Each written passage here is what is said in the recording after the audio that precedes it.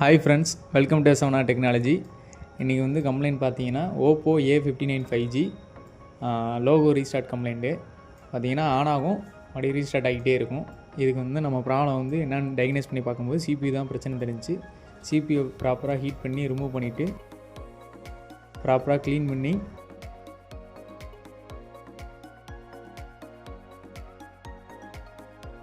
பர்ஃபெக்டாக ரீபால் பண்ணோம்.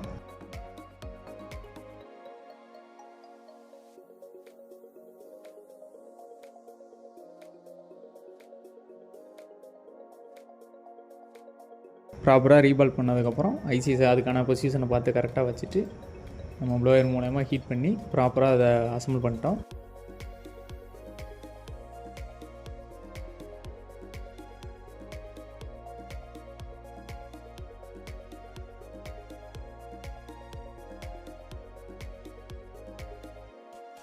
CPU பர்ஃபெக்டாக உட்கார வச்சதுக்கப்புறம் நம்ம செட்டை ஆன் பண்ணி பார்க்கும்போது ப்ராப்பராக ஆன் ஆகி ஃபஸ்ட் லோகோ வந்துடுச்சு, செகண்ட் லோகோ பூட் ஆகி போயிடுச்சு.